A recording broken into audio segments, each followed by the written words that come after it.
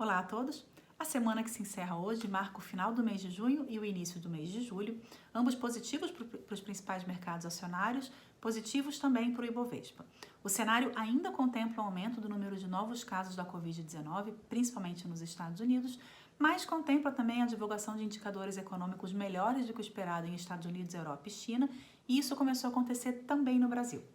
Nesse sentido, o destaque da agenda na semana ficou por conta do payroll, que é o principal relatório sobre o mercado de trabalho norte-americano, relativo ao mês de junho, que apontou a criação de 4.800.000 vagas, com a taxa de desemprego caindo a 11,1%.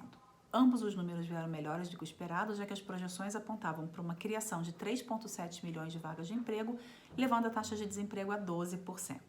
Além disso, tanto na Europa quanto na China foram anunciados os PMIs, que são aqueles indicadores de atividade que medem como está a atividade industrial e de serviços, e em todos os casos em que foram divulgados, os indicadores ficaram melhores do que o esperado, sendo que na China esses números já estão há 2 meses acima dos 50 pontos, que é justamente o patamar que separa a expansão de retração da atividade.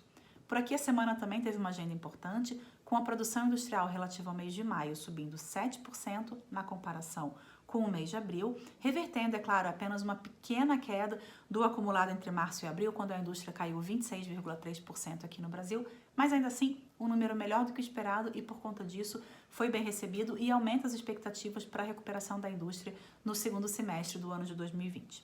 Por outro lado, os dados do mercado de trabalho seguem mostrando que o mercado de trabalho ainda está muito impactado pela pandemia da Covid-19. O IBGE divulgou nessa semana a taxa de desemprego, que subiu para 12,9% no trimestre encerrado em maio, com destaque para o desalento, que é aquela parcela da população que desistiu de procurar emprego, que nesse trimestre subiu 15,3% e agora atinge 5 milhões e 41 mil brasileiros. Isso é um número recorde segundo o IBGE.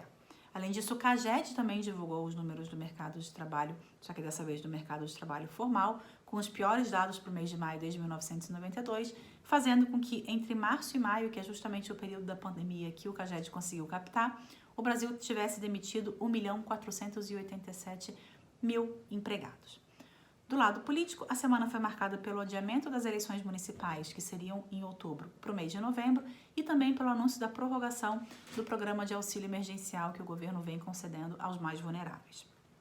Agora há pouco, o Ibovespa subia 0,10% aos 96.320 pontos, em uma sessão que nessa sexta-feira tem tido a liquidez reduzida, já que nos Estados Unidos os mercados hoje não funcionam por conta do feriado da independência.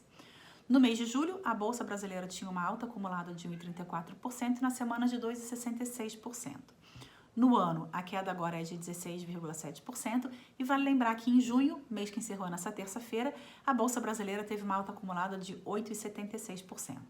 O dólar agora há pouco era cotado a R$ 5,33. O real foi a moeda que mais perdeu valor em relação ao dólar no primeiro semestre, se a gente considerar uma cesta de 34 moedas. No mês de julho, o dólar cedia em relação ao real 1,86% e na semana a queda era de 2,30%. No ano de 2020, no entanto, o dólar ainda tem uma forte apreciação acumulada frente ao real com uma alta de 32,96%. Até a próxima semana.